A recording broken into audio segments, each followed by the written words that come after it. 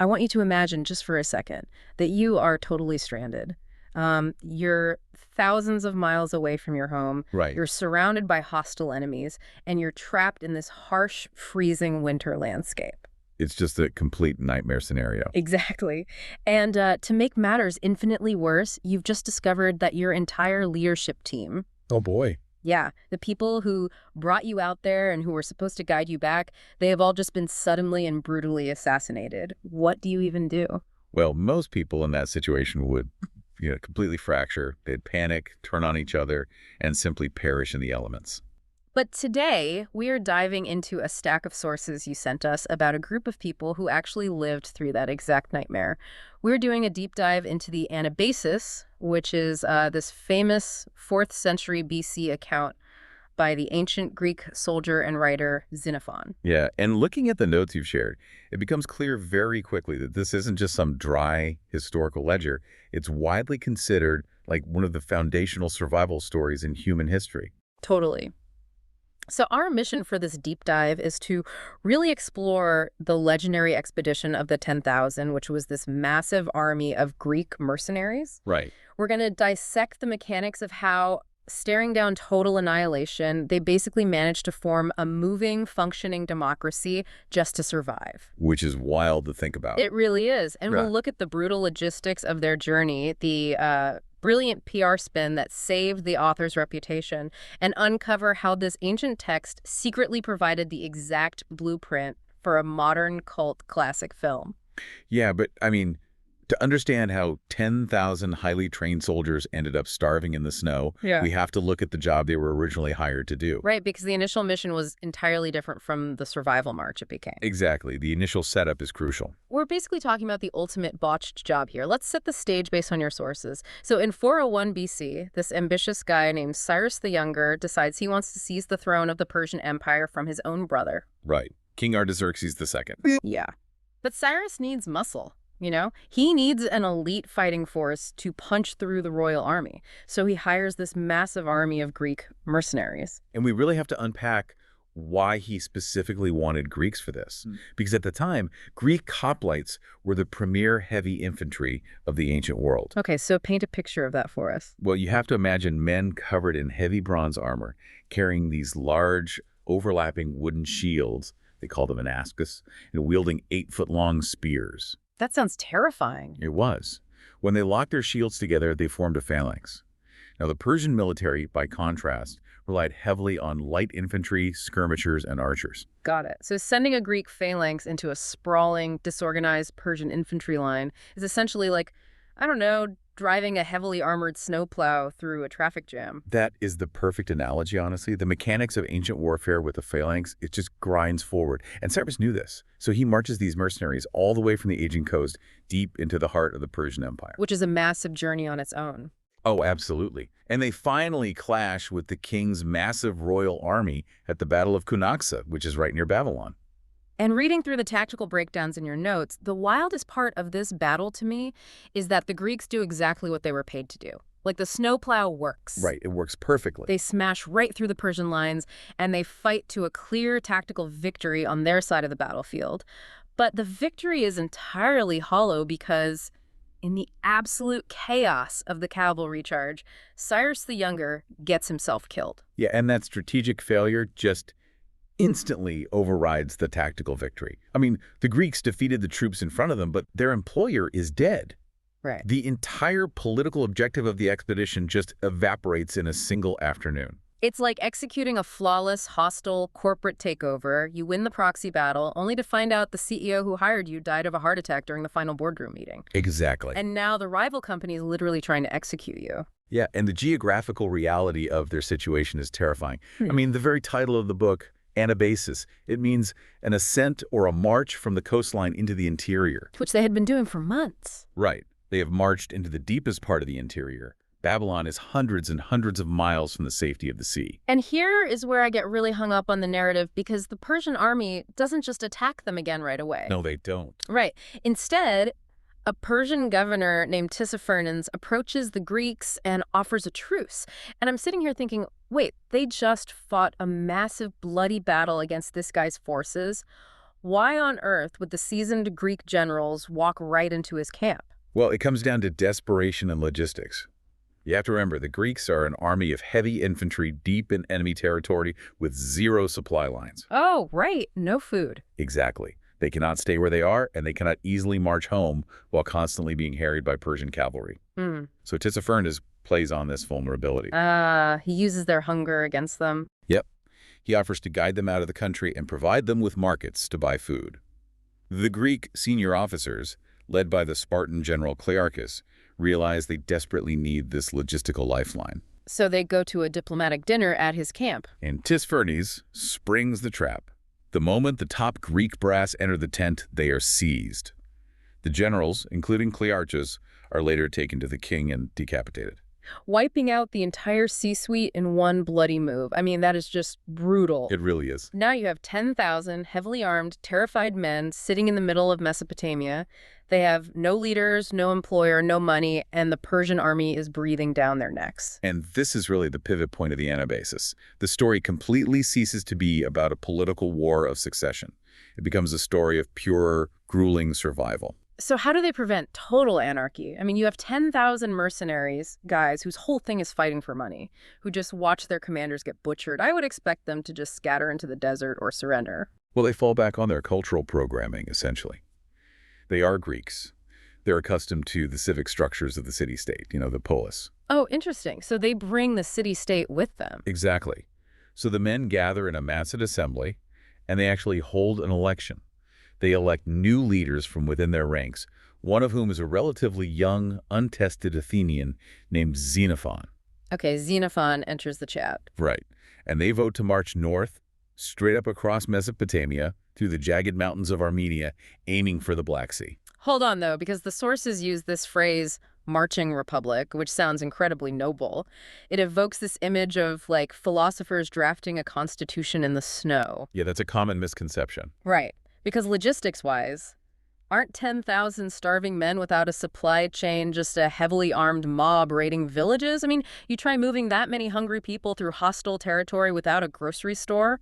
It is entirely necessary to strip away the romanticism here. The reality on the ground was completely vicious. They were basically an occupying force on the move. Right. Because they had no supply train, they relied entirely on foraging, which is a polite historical term for taking what you want by force. Pillage and plunder. Yeah.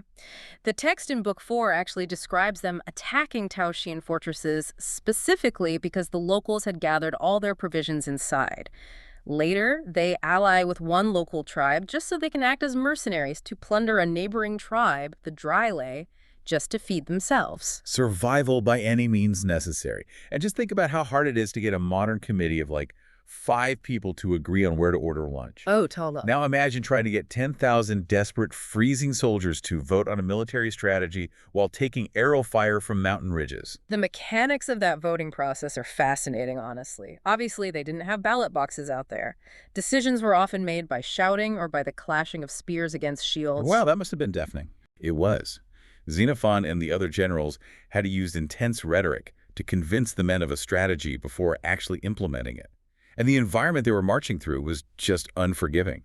Yeah, the sources mention deep snows in Armenia. We are talking about Greeks in sandals and linen tunics dealing with blizzards, frostbite, and snow blindness. Right. Xenophon details men simply sitting down in the snow, just refusing to rave because their toes were rotting from frostbite or their energy was completely spent. That is horrifying. And at the same time, they're being harassed by fierce mountain tribes like the Carducci. The tactical mechanics had to shift entirely.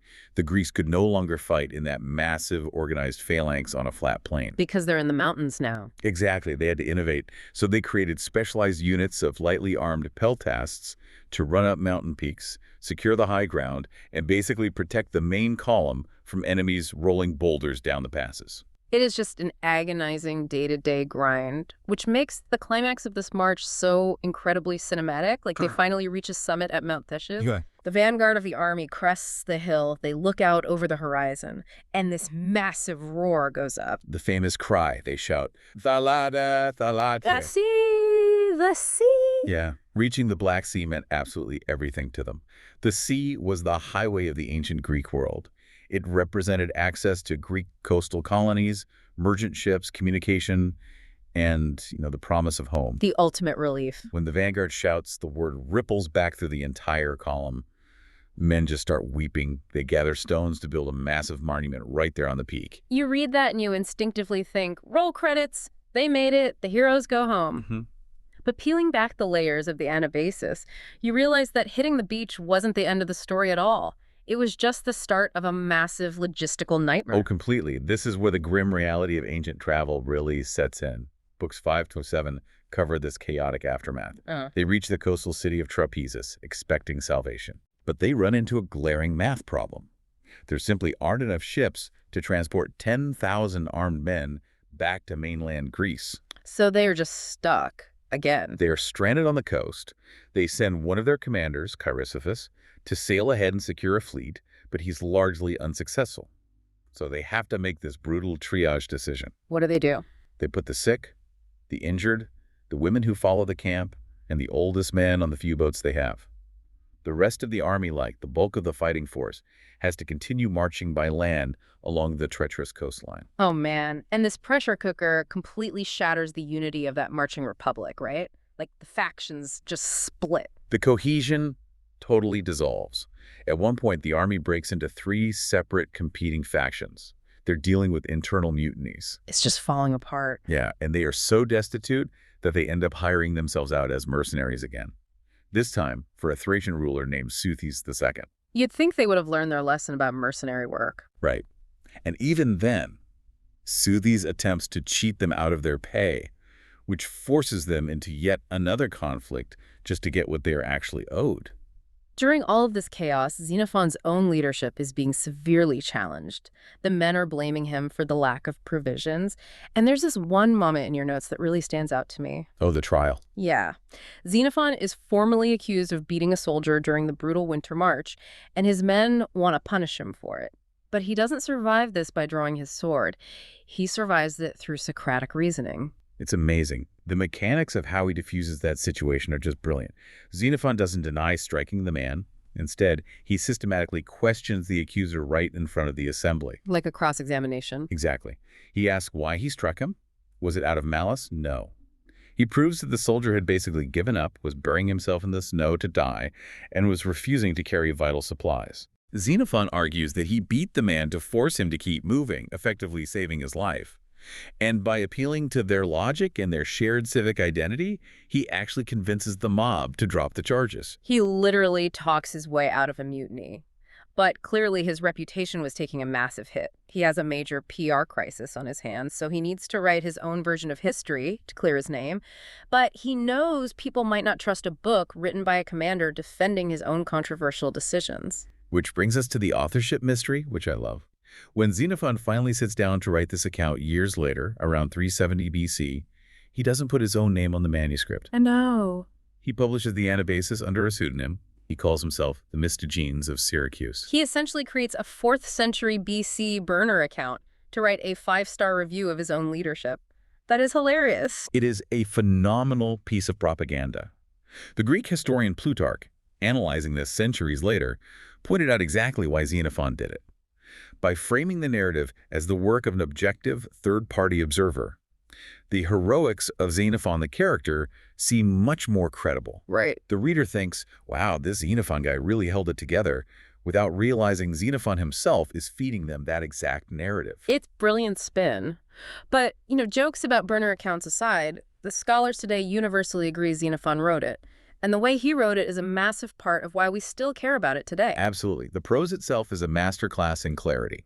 Xenophon writes in a very unadorned, direct style, using what is known as the Attic Greek dialect. Which is important, right? Very. Attic Greek became the gold standard of classical literature.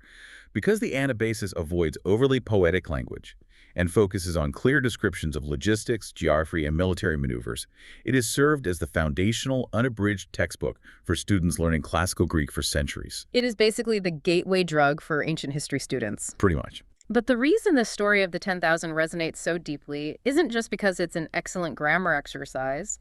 The tactical lessons and the sheer drama of this survival story altered the course of human history in ways that are, frankly, mind-blowing. We really have to look at the geopolitical earthquake this expedition caused. Because prior to the March of the 10,000, the Persian Empire was viewed by the Greeks as this impenetrable, monolithic superpower. Too big to fail. Exactly. It was simply too vast, too wealthy, and too well defended. The logistical barrier of marching an army into that massive multi-ethnic empire just seemed impossible. But Xenophon shattered that illusion. He proved it could be done. He proved that a lean, highly disciplined Greek army could pierce the very heart of the empire, survive everything the king threw at them, and walk out the other side. He exposes a massive vulnerability, and certain powerful kings are paying very close attention to that data. Yes, they are. Exactly 2 generations later, Philip of Macedon studies this account. He realizes that if 10,000 leaderless mercenaries could march through Persia and survive, a unified, well-supplied Greek army could conquer it. Oh, wow. And Philip passes that strategic revelation down to his son, Alexander the Great. Alexander literally uses the Anabasis as a tactical playbook to invade and dismantle the Persian Empire. The later historian Arrian even titled his biography of Alexander, The Anabasis of Alexander, as a direct homage. Xenophon proved the concept so Alexander the Great could scale it. That alone cements the text in history, but the legacy bleeds out of military history and into language and pop culture in some incredibly surprising ways, too. Oh, the linguistic legacy is particularly amusing. Because the text is largely a day-to-day diary of an army on the move, there is a specific Greek verb, exilano, which translates to he marches forth. Xenophon uses this exact word relentlessly. Like over 24 times. The repetition became notoriously exhausting for generations of language students. So by the late 19th century, American classical students, specifically starting at the Roxbury Latin School in Massachusetts, decided to vent their frustration through a pun. I love this story. Because the English translation March 4th sounds identical to the date March 4th, they transformed March 4th into Exilano Day. Stressed out students inventing a niche holiday just to cope with Xenophon's vocabulary. That is amazing. But the pop culture influence goes even wider than that. You find traces of the Anabasis everywhere. Like in Jules Verne's Journey to the Center of the Earth, when the subterranean explorers finally discover a massive underground ocean, they shout, Thalata, Thalata. Right, it has become the universal literary cry for discovering a lifeline when you believed you were doomed. But the cultural adaptation that absolutely floors me is from 1979. There is a cult classic film called The Warriors, which is based on a 1965 novel by Saul Urich. Warriors come out to play. I mean, it is deeply ingrained in the culture. Yes. For anyone who hasn't seen the film, The Warriors follows a New York street gang from Coney Island. They travel deep into the Bronx for a massive midnight summit of all the gangs in the city. Sounds familiar. Right. The charismatic leader who called the summit is suddenly assassinated. Our heroes are framed for the murder, their leadership is gone, and they have to fight their way back home through the subway system while every rival gang in New York is hunting them down. If you map the narrative mechanics beat for beat, it is a direct, unapologetic adaptation of the Anabasis. Cyrus, the gang leader in the movie, is literally named after Cyrus the Younger. Coney Island is the Black Sea, the water they are desperately trying to reach. The hostile gangs they fight in the Bronx and Manhattan are the mountain tribes of Armenia. It's brilliant. Saul Urich took Xenophon's ancient military text and flawlessly translated it into the gritty urban landscape of 1970s New York. You can trace a direct, unbroken line from a starving Greek mercenary in 401 BC straight to a leather vest-wearing gang member in cinema history. It really demonstrates the universal resonance of Xenophon's core theme. Beyond the hoplite tactics and the geography, the Anabasis is fundamentally a study in human organization. How so? Well, it asks, how do you maintain societal order when your world is ending? Xenophon reveals that they didn't just survive by swinging bronze spears. They survived by debating, reasoning, and clinging to their identity as free citizens, even when they were stripped of absolutely everything else. They took the concept of their civilization and carried it with them in their minds across those frozen mountains. It is a profound testament to resilience. Let's pull all these threads together. We started with 10,000 elite mercenaries executing a flawless tactical battle, only to lose their employer and watch their generals walk into a fatal trap. A total disaster. We dissected how they formed a marching republic, fighting off frostbite, starvation, and mountain tribes just to reach the sea. We saw Xenophon talk his way out of a mutiny and use a burner account to secure his legacy. The misgens of Syracuse strikes again. Right.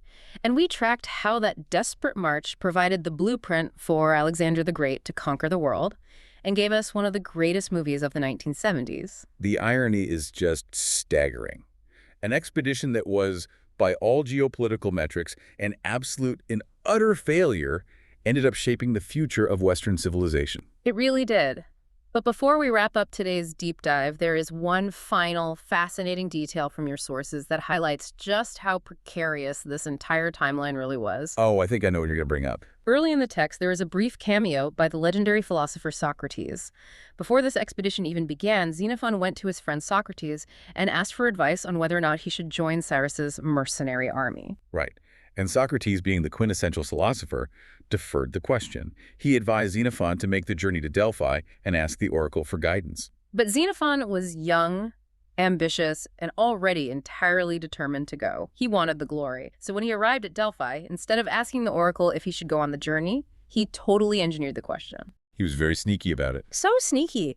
He slyly asked the oracle which specific gods he should pray and sacrifice to in order to ensure a successful journey. He phrased the question to guarantee a supportive answer. He deliberately gamed the system. He circumvented the oracle's ability to tell him no. He totally gamed it. But ponder the butterfly effect of that single moment for a second.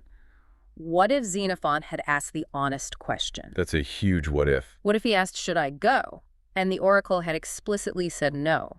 Without his rhetorical skills and tactical innovations in the snows of Armenia, the 10,000 likely would have fractured and perished in the mountains. Almost certainly. If they perished, Philip of Macedon never reads the Anabasis. He never realizes the Persian Empire is vulnerable. Alexander the Great never marches east. The entire map of the ancient world, the spread of Hellenistic culture, all of it might look completely different today. All because a young man asked a cleverly phrased question to get the answer he wanted. Exactly. Yeah. Just goes to show, when you find yourself stranded thousands of miles from home, sometimes the only thing that guarantees your survival is deciding, before you even pack your bags, that failure simply isn't an option.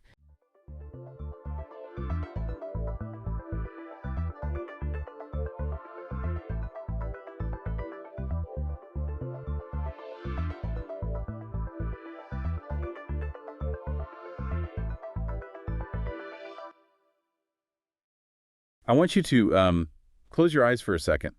Well, obviously, unless you're driving right now. Yeah, please keep your eyes on the road if you're driving. Right. Safety first. But imagine you are walking through this incredibly dense, swampy forest. The air is so thick and humid you can practically drink it. And suddenly, you hear the buzzing of a flying insect. Which is usually just a minor annoyance, like a mosquito. Exactly. But this buzz doesn't sound like a mosquito or like a bee. It sounds heavy. It sounds like a small mechanical drone just kind of hovering right above the tree line. Oh, man, that's a terrifying thought. You look up, and cruising through the canopy is this insect with a wingspan of over 2 feet. It's just a staggering image to try and hold in your head. I mean, an insect literally the size of a hawk flying right over you. It's wild. So today, our mission for this deep dive is to sort of reverse engineer one of the most baffling creatures in Earth's history. We're looking at our source material on Meganeura, which is an extinct genus of these just massive insects from the late Carboniferous period, so roughly 300 million years ago. Yeah, and we are going to shortcut your way to understanding not just what this biological impossibility looked like, but how it physically managed to exist at all, like without breaking the laws of physics. Because it really should break them, honestly. Right. And as we'll see, the very fact that this creature could fly tells us some absolute mind-bending things about the ancient atmosphere of our planet. We really do have to completely reconstruct the world it lived in to make any sense of it. Because, an insect of that size defies so much of what we intuitively understand about biology today. It just doesn't fit into our modern world. No, if you try to place this creature into our modern environment, it just fails. It physically cannot function. Okay, so let's unpack this. I want to start with the sheer awe of the discovery, because finding a bug this huge completely threw early scientists for a loop. Oh, absolutely. We're going back to the late 1870s and 1880s, right? Okay. To the coal mines of Commentry, France.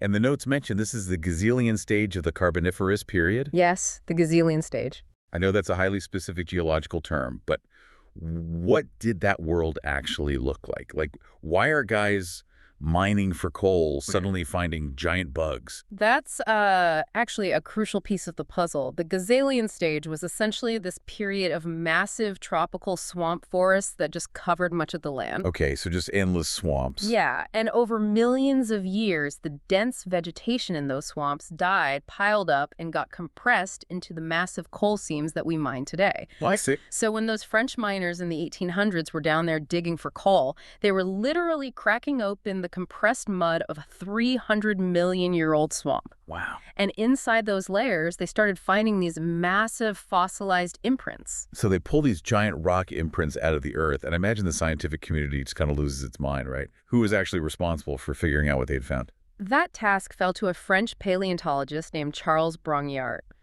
In 1884, he got his hands on what we call the type specimen. Which is basically the primary fossil used to define the species, right? Yeah. Exactly. And this thing had 4 wings, and each wing was at least 30 centimeters long. That is just huge. Right. And at first, he really didn't quite know what to do with it, so he placed it in an existing genus. He named it Dictionura munnii, honoring Stephen Money, who was the guy managing those commentary mines. But that classification didn't stick for very long, did it? No, it really didn't.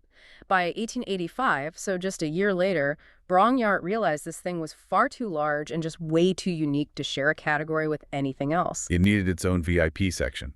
Basically, yeah. He gave it its own entirely new genus, Meganeura, which actually translates from ancient Greek to mean large vein. Large vein. That's oddly specific. Well, if you look at the fossils, the wings are covered in this incredibly intricate, heavily reinforced network of veins.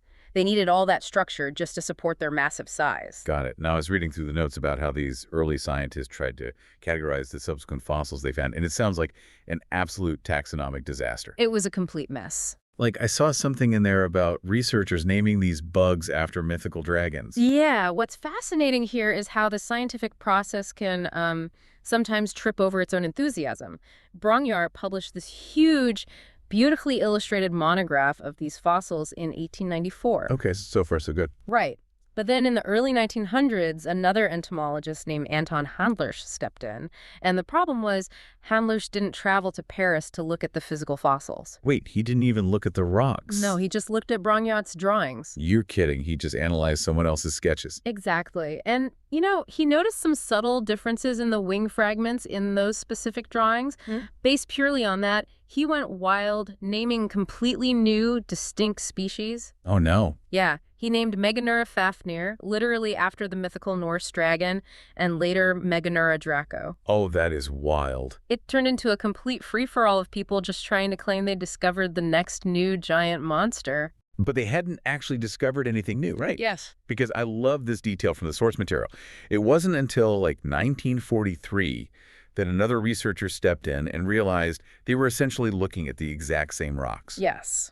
Frank M. Carpenter finally took a rigorous look at the physical evidence, and he realized 2 major things. Okay. First, Brongniart had taken some artistic license with his drawings. He was illustrating these broken, fragmentary slabs as if they were perfectly whole wings. Which obviously confused the guys looking at the drawings. Right.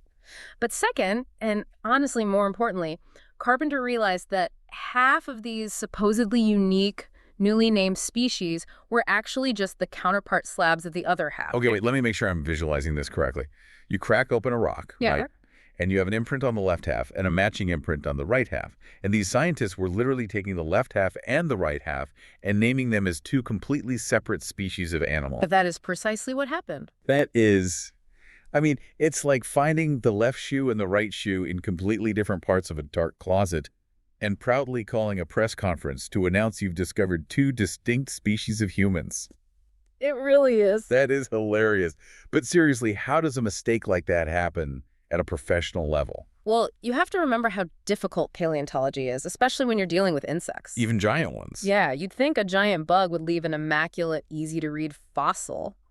But despite being massive, Meganeura was still fundamentally a really delicate structure. Oh, right. No bones. Exactly. Imagine a brittle exoskeleton and paper-thin wings being crushed by tons and tons of mud over hundreds of millions of years.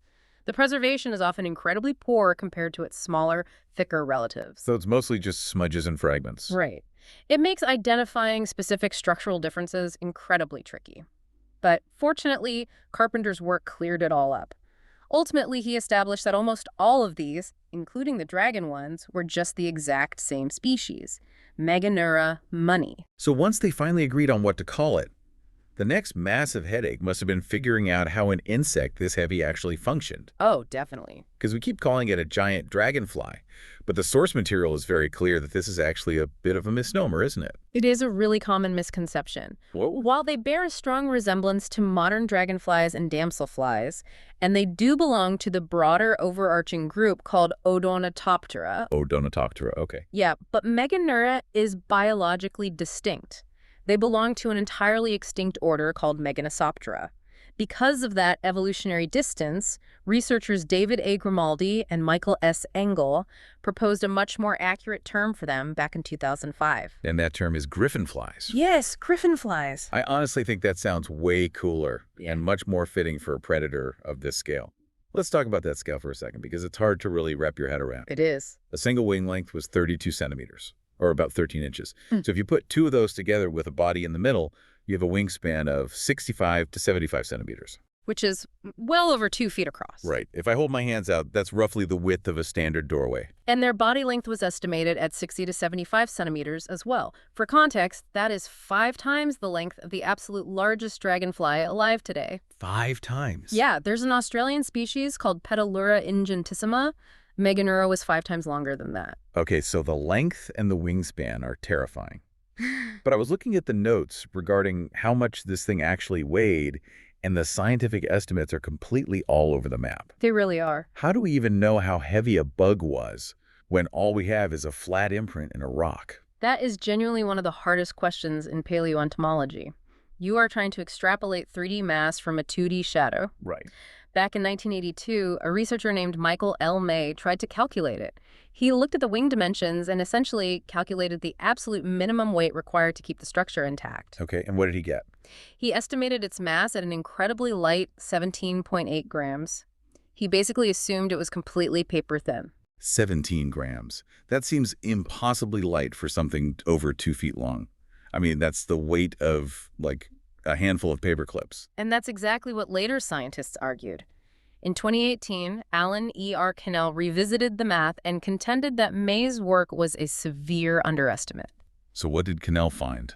Cannell looked at the structural requirements needed for wings of that size to generate enough force without snapping under the pressure. He estimated that a griffinfly of that size would have weighed anywhere from 100 to 150 grams. Wow. Which means it wasn't just wide, it was bulky. It had real significant mass to it. Absolutely. To carry 150 grams of body weight, you need serious anatomical hardware. Unlike modern dragonflies, which, they tend to have a thick thorax, but a very slender, needle-like abdomen. Little twig, yeah. Right. Meganeura had a thorax and an abdomen that were roughly equal in thickness. It was a heavily built, very muscular creature. If it's that heavy and muscular, it has to be hunting, right? Yeah. I assume a 150-gram griffinfly wasn't just peacefully eating leaves. Oh, definitely not. It had the sensory equipment of an absolute apex predator. Fossils of its close relatives show they had these massive compound eyes that met right along the midline of their heads. Giving them, like, panoramic vision? Exceptional panoramic vision. Plus, they had 4-jointed legs, which are called tarsi, that were covered in large, downward-facing spines. Oh, wow. So they would essentially form a cage with their spiny legs, swoop in, and just snatch smaller insects right out of the air. Precisely. They probably fed heavily on a smaller relative of theirs that was found in those exact same coal mines, a genus called Meganeurites. But that raises a massive problem to me. If you're picturing a modern dragonfly darting around a pond, right? They hover, they fly backwards, they make these incredibly sharp hairpin turns to catch a mosquito. Right, they're incredibly agile. But the source material says Meganeura couldn't do any of that. That's right, they couldn't. Modern dragonflies can perform those aerial acrobatics because their wings have what are called nodal flexion structures. Nodal flexion structures? Basically, they're specialized little hinges built right into the architecture of the wing. So when the insect flaps, those hinges allow the wing to naturally bend, twist, and deform. Which gives them all that crazy control over their aerodynamics. Exactly. But here's where it gets really interesting. Because Meganeura completely lacked those nodal flexion structures. Completely lacked them. Its wings were entirely stiff. I read that the structural beams in the wing, the subcostal veins, ran almost all the way to the wingtips. Yes. That would be like taking the flexible wing of a modern airplane and replacing it with a solid steel beam. So if it lacked these flexions and it physically couldn't make abrupt turns, how on earth did it catch anything? Was it just clumsily crashing through the prehistoric canopy, hoping a bug flew into its legs? It's a fantastic question, and it speaks to how perfectly tailored its ecology was to its physical limits. Research on related griffinflies suggests they were not agile dogfighters. Okay, so how did they hunt? Well, to use an aviation analogy, a modern dragonfly is like an F-22 fighter jet, right? Right. Highly maneuverable, constantly changing direction. Meganeura was a B-52 bomber. It was what we call a hawker or a patroller. So it's flying long, straight routes. Yes. They likely flew over open forests and water sides, just patrolling in straight, fast lines. Because of those stiff wings, they physically couldn't dart around to chase a dodging target. So they had to plan ahead. Exactly. Instead, they relied on those massive midline meeting eyes.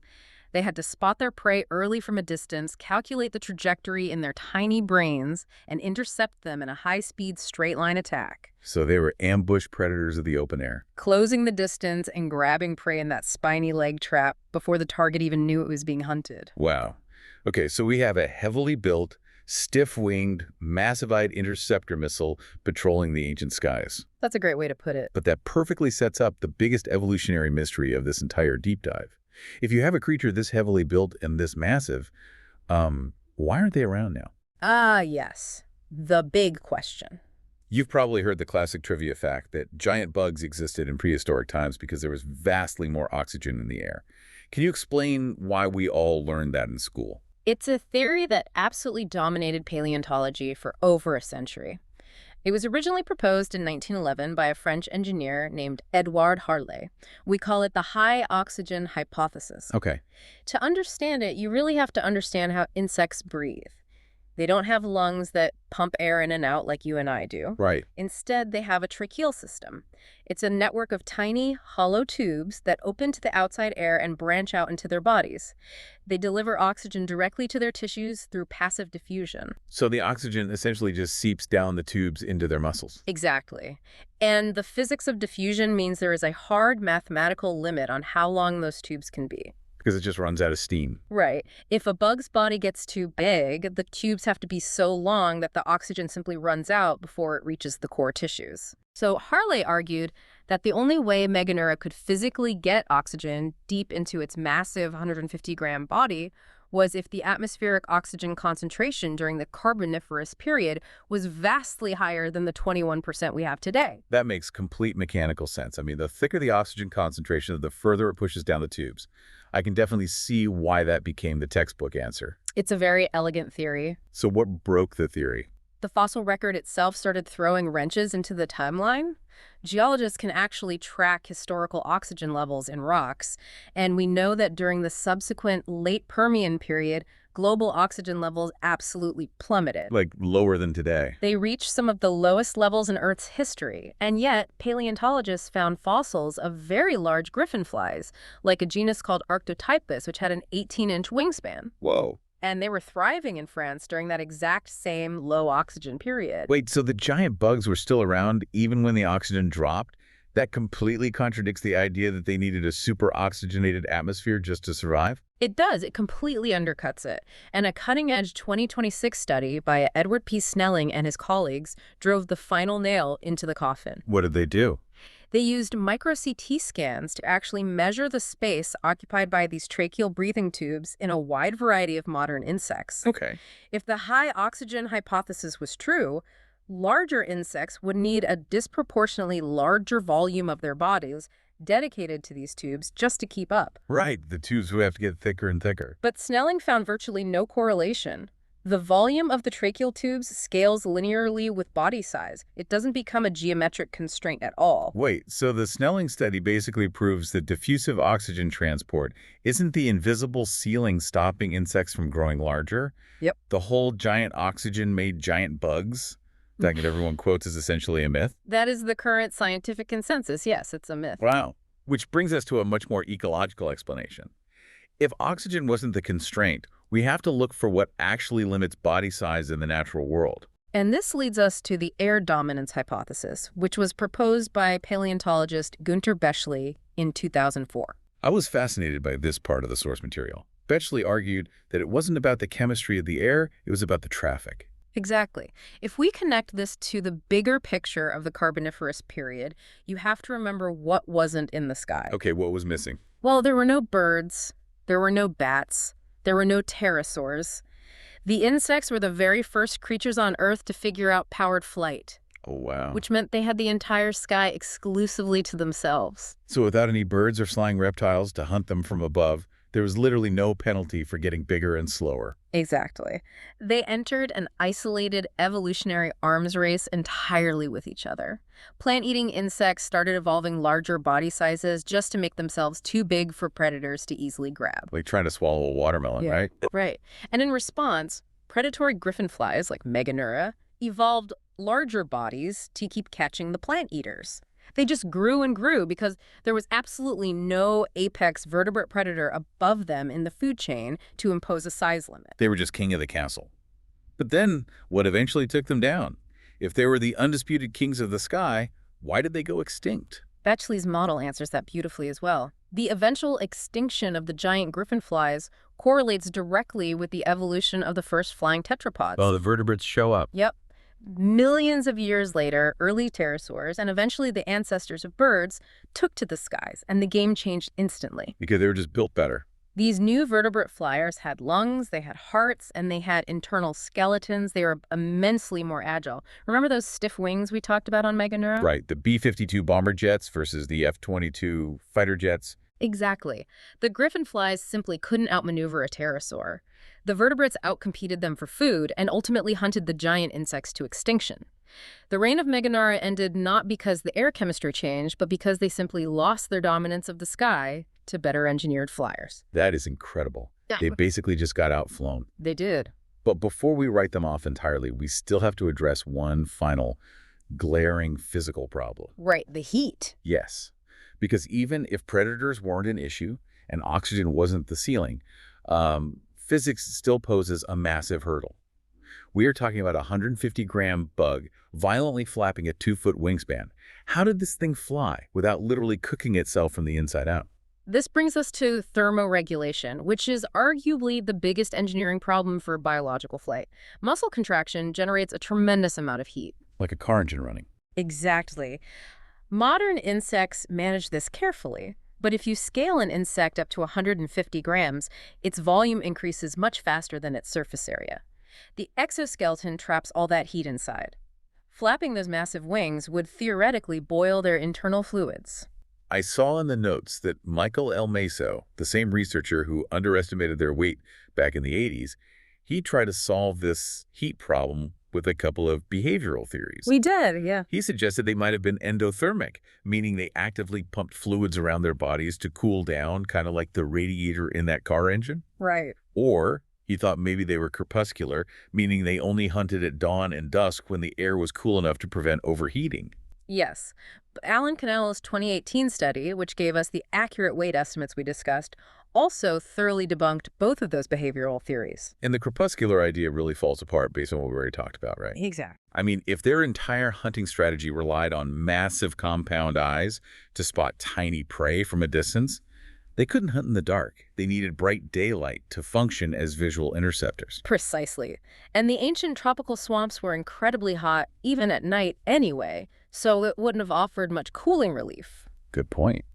Cannell also dismissed the endothermic radiator idea, noting that their respiratory airflow simply wasn't robust enough to dump that much heat quickly. So if biology couldn't solve it, what did? Cannell realized the solution wasn't biological at all. The solution was atmospheric physics. We dismissed the oxygen debate earlier, but Cannell focused on a completely different metric of the ancient atmosphere: air density. Oh, how much denser are we talking? During the Carboniferous period, atmospheric pressure was roughly 1.5 to 1.6 bar. Compare that to the roughly 1 bar of pressure we experience at sea level today. That's significantly higher. The air was physically packed with way more gas molecules per cubic meter. So to put that in perspective, Flying in the Carboniferous atmosphere was almost like swimming in a really thick syrup or salt water. Yes. Because the medium they were moving through was much denser, it physically pushed back harder against their wings. Does that mean the thicker air actually gave them way more lift for far less effort? That is an excellent way to visualize it. Think about the physical effort required to tread water versus the effort required to, say, flap your arms in the air. Right, the water holds you up. Because the prehistoric air was so dense, every single wing beat generated significantly more aerodynamic force. Cannell ran the aerodynamics and estimated that Meganeura only needed to beat its massive wings at a frequency of about 3 hertz. Wait, that's just 3 flaps per second? Exactly. Compare that to the largest modern dragonfall today, which has to frantically beat its wings at 18 hertz just to stay aloft in our thin modern air. Oh, wow. 3 flaps a second is almost leisurely. It is. Because the dense air did all the heavy lifting, Meganeura required far less muscular power to maintain flight. And this provides the elegant solution to the heat problem. Less muscle power required equals less body heat produced. Exactly. This environmental quirk perfectly solved their thermoregulation issue, saving them from overheating. They likely spent a lot of time perching on branches, letting oxygen passively diffuse into their tissues, and then launching into these highly efficient, low-effort, low-heat bursts of flight to intercept their prey. So what does this all mean when we take a step back? I mean, when we look at the taxonomy, the massive wingspan, the dense air, and the lack of predators, Meganeura isn't just some movie monster. Not at all. It is an absolute masterclass in biomechanics and paleoecology. It shows us how life expands to fill the exact, specific container its environment provides. They got huge because they were the very first ones in the sky, escaping the bounds of predation, and they literally rode the physics of a heavier, denser, ancient atmosphere to grow to a size that seemed impossible to us today. It's a powerful reminder that every living thing is essentially a perfectly tailored puzzle piece, shaped entirely by the invisible constraints of its era. And that is so incredibly relevant to you listening right now, because our modern world is still dictated by those exact same invisible forces. Absolutely. Every single insect you swat away or watch buzzing around your garden today is perfectly engineered to the exact air density and the exact predator landscape of the modern Earth. They are small today because birds and bats force them to be small to survive. And because our thinner modern air makes flying much harder work. Which leaves us with a rather profound and maybe slightly unsettling thought when we look toward the future. Oh, definitely. Because think about the timeline we just mapped out. Meganeura's reign ended because the atmosphere eventually shifted, and vastly more agile vertebrate predators took over the skies. But right now, in our modern era, human activity is rapidly altering the composition of our atmosphere. And at the exact same time, we are witnessing a massive global decline in modern insect predators, particularly birds and amphibians. Right. So if we are currently altering the air and simultaneously removing the predators that keep bug sizes in check, could we inadvertently be setting the stage for a brand new evolutionary era? It's a scary thought. Millions of years from now, long after we're gone, could the giant insects return?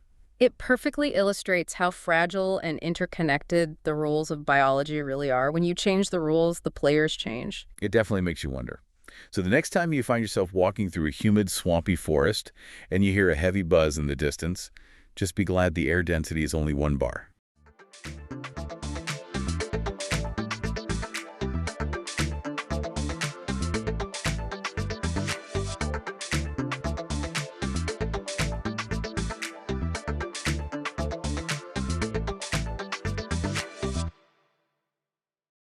I mean, just picture the legendary Japanese katana for a second.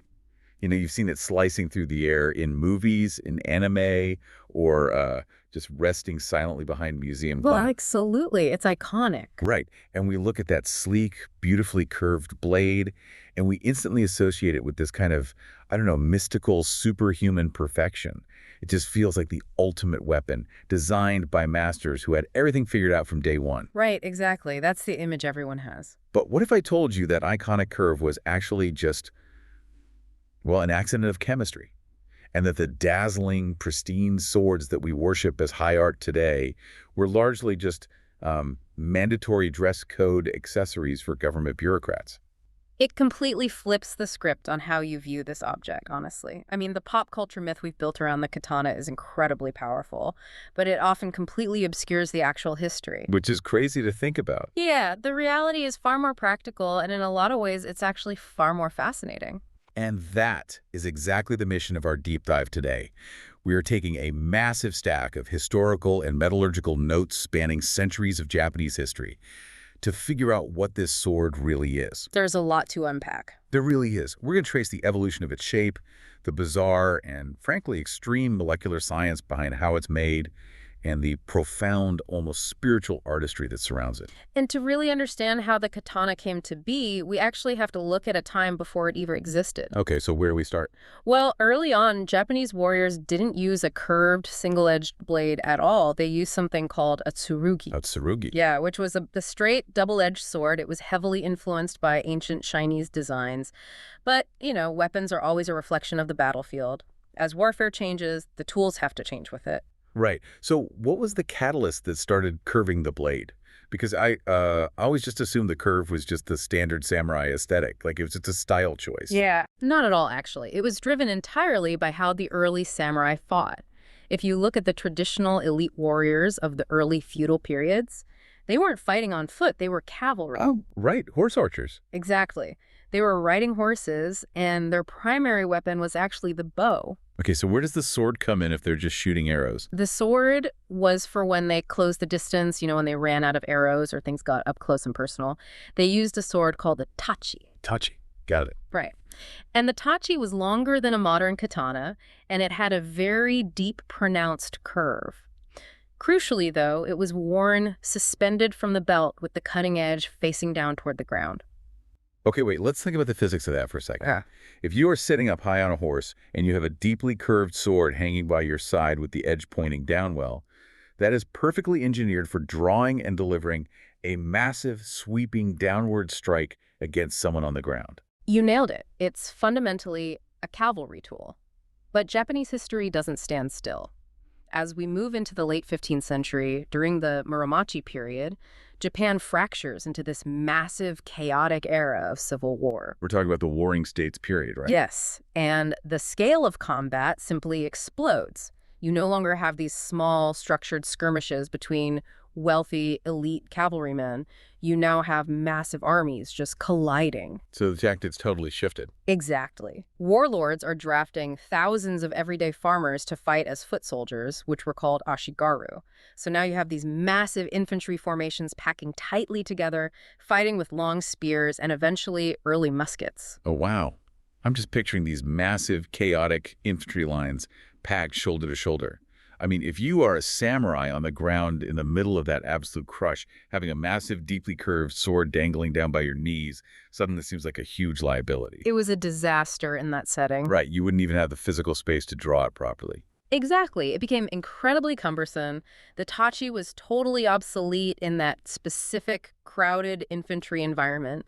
The warriors on the ground needed something faster, something suited for extreme close quarters. And this is where the katana comes in. This is where it's born. But, and this is the wild part, it didn't evolve from shrinking the massive cavalry sword.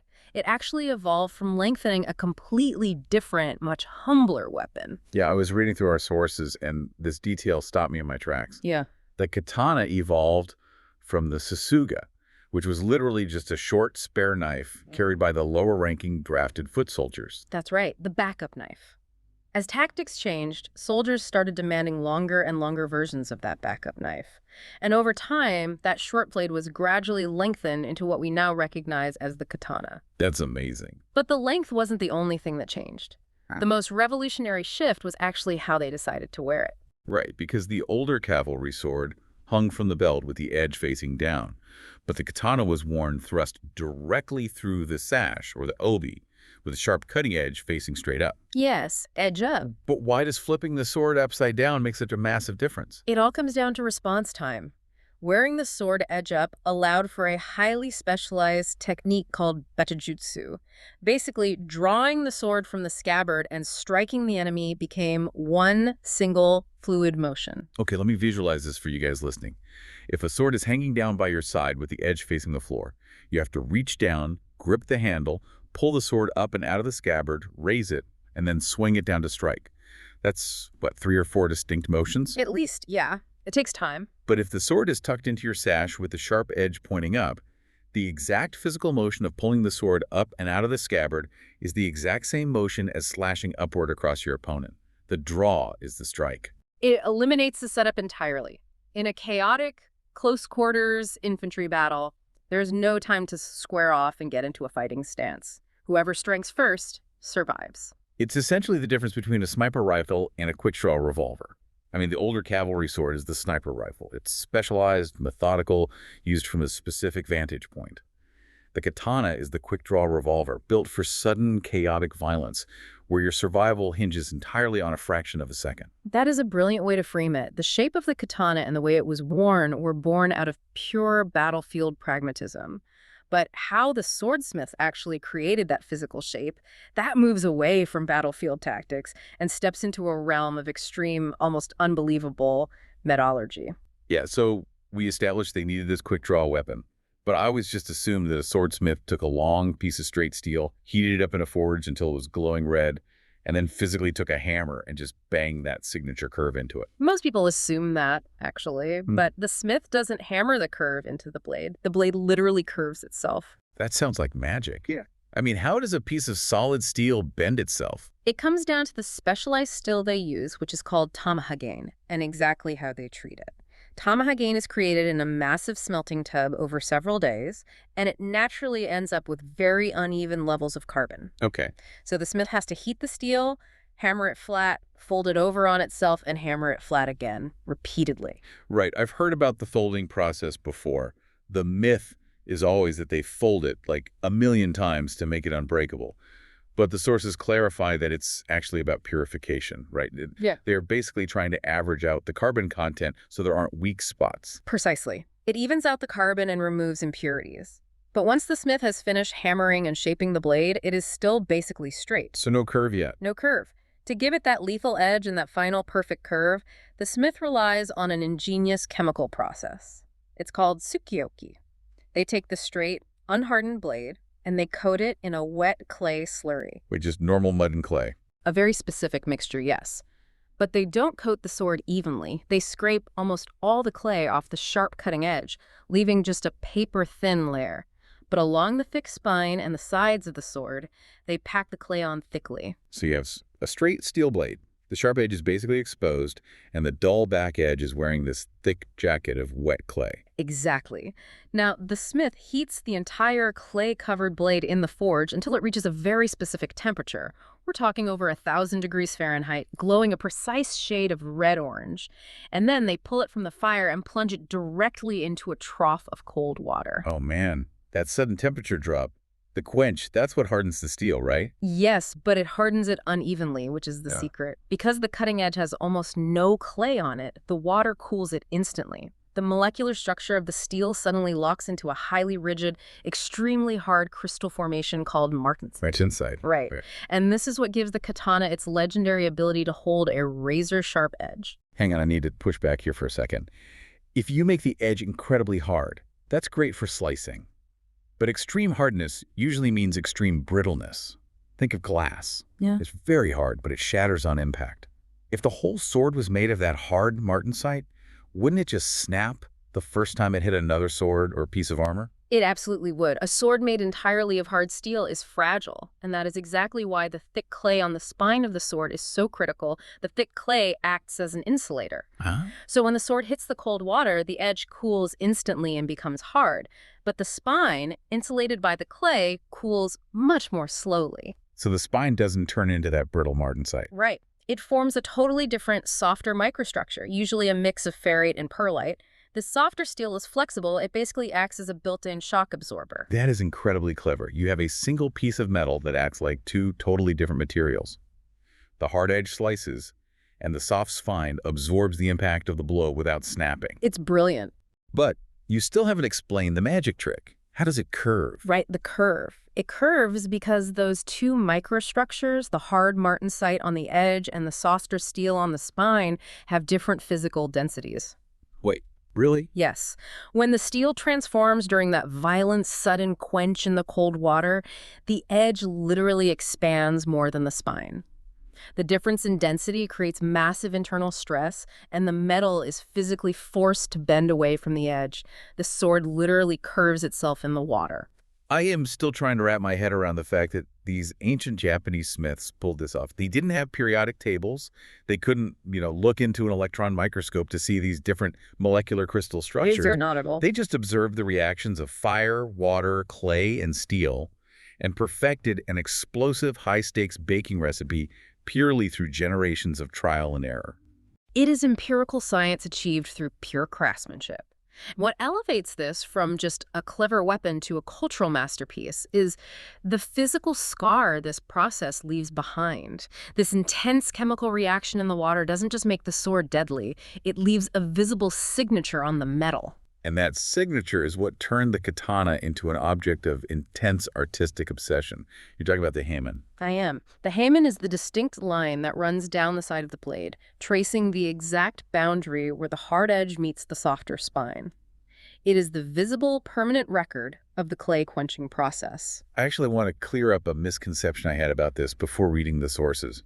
When you look at a katana, you usually see this bright, wavy, frosted-looking area all along the cutting edge, and I always thought that whole frosted area was the Hamen. It's a very common misunderstanding, actually. That wide white frosted area is really a cosmetic effect called the Hadori. It's created much later by the sword polisher who uses special stones to whiten the steel and make the edge stand out visually. Oh, interesting. So what is the actual Hamen then? The actual Hamen is a tiny, incredibly intricate, fuzzy line hidden within that white area. It's the actual metallurgical boundary line. When experts evaluate a Japanese sword, they aren't looking at the fancy handle wrappings or the decorative scabbard. They study the bare steel. They're looking for the chemistry. Exactly. They evaluate the overall shape, which is the sugata. They look at the wood grain pattern left from the folding process, the jigain, and they scrutinize the Hamen. And our sources say that when they look closely at that Hamen, they are searching for microscopic crystal particles that form right at the transition point between the hard and soft steel. And the traditional terminology for these particles is just incredibly poetic. They call them nai and nioi, Yes. and they translate to stars and mist. Stars and mist. It's such an evocative way to describe molecular structure. The nai are slightly larger, individual glittering crystals. They catch the light like distinct stars in the night sky. The nioi are much finer, tightly packed crystals that look like a soft, glowing nebula or a morning mist. I just love that appreciating, this isn't like walking up to a painting on a wall and just staring at it.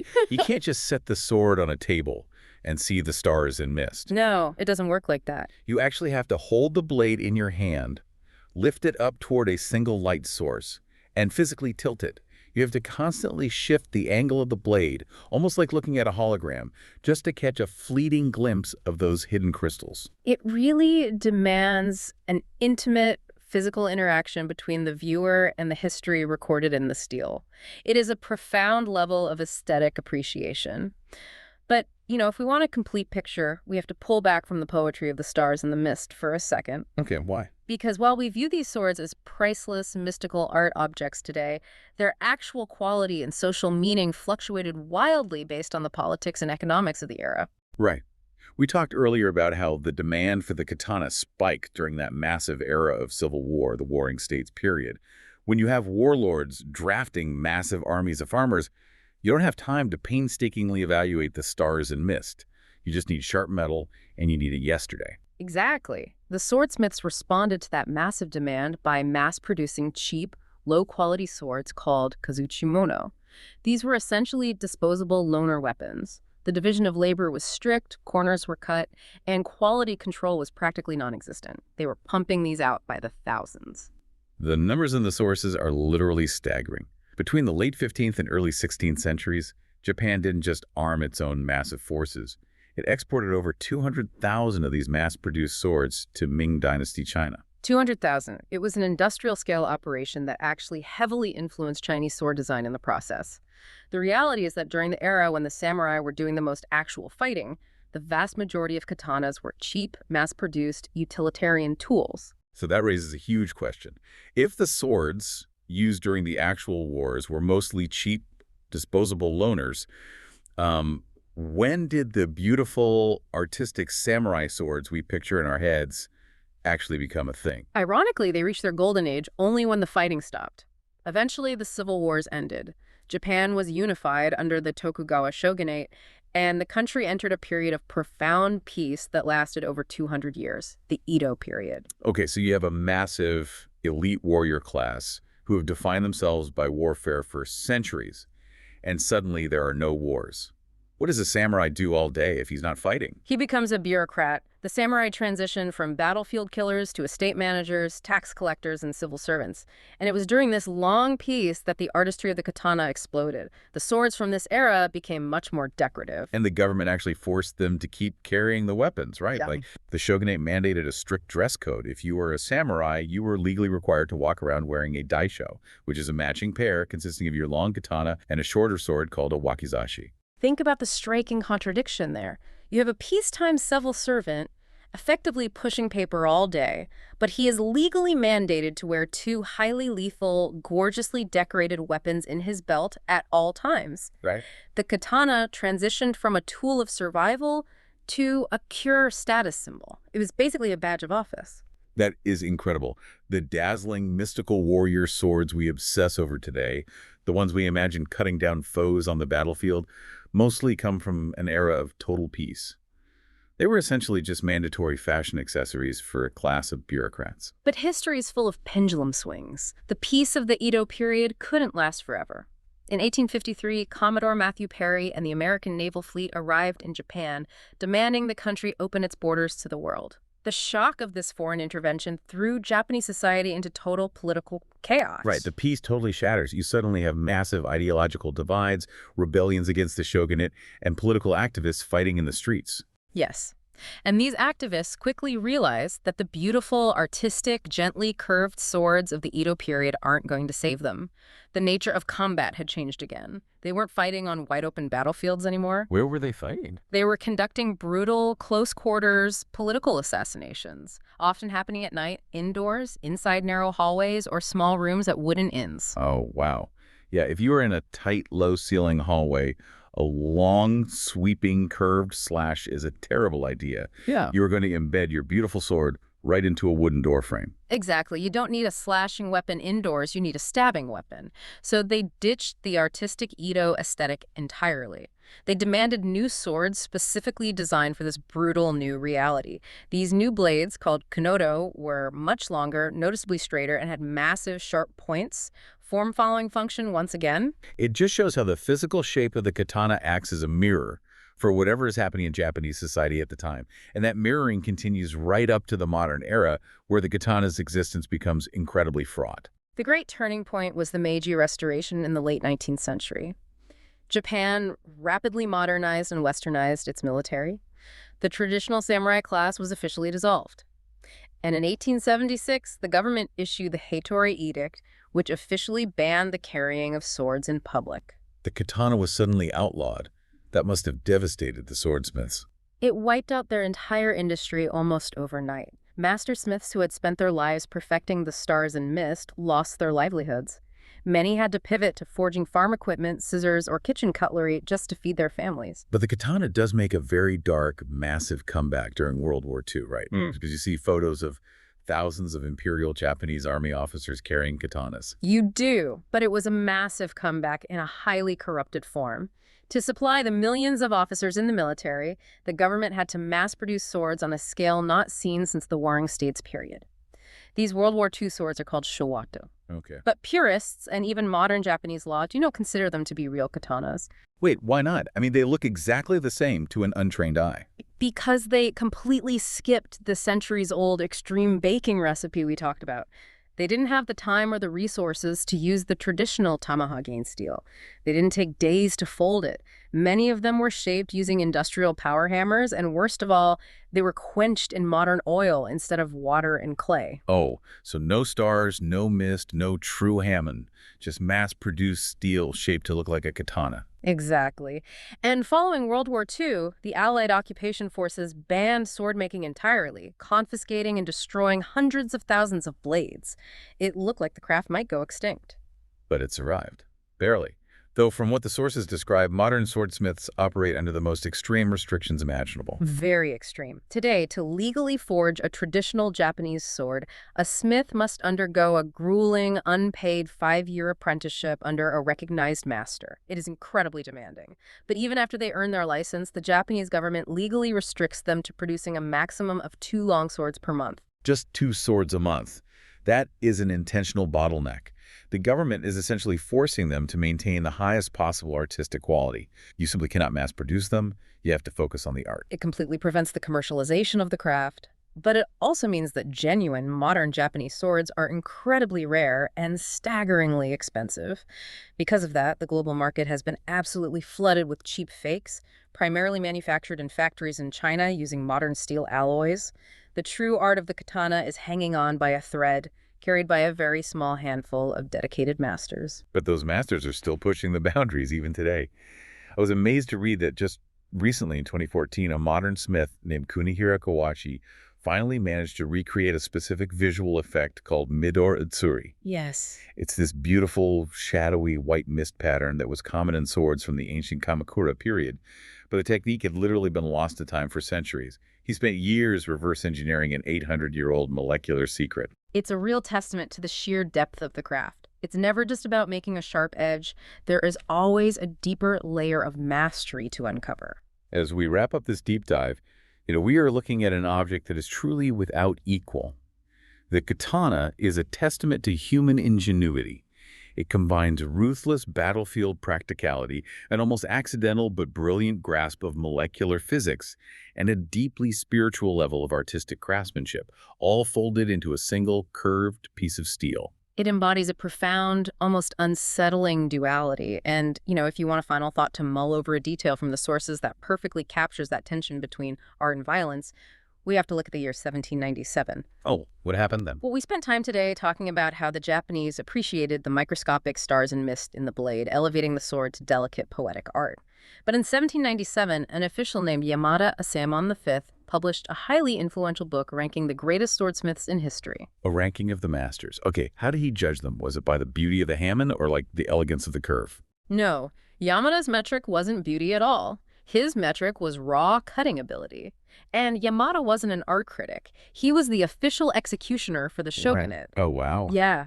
He tested these legendary, beautifully crafted, poetic works of art by taking the torsos of executed human beings, stacking them directly on top of each other, and seeing how many bodies the katana could cleanly chop through in a single fluid swing. Seriously? Yes. Some swords were ranked by their ability to cut through 2, 3, or even 4 bodies at once. That is incredibly visceral. It completely shatters the sterile museum glass we usually view these through. It really does. It forces a difficult realization. I have to ask, how did a society reconcile the delicate, poetic appreciation of stars and mist with the brutal, uncompromising reality of what this object was actually built to do? The next time you see a katana, remember that behind the polished beauty is a history of profound violence and brilliant, uncompromising science. It is the ultimate collision of form and function. The stars, the mist, and the strike. Definitely something to think about the next time you see that iconic curved blade shining on the silver screen.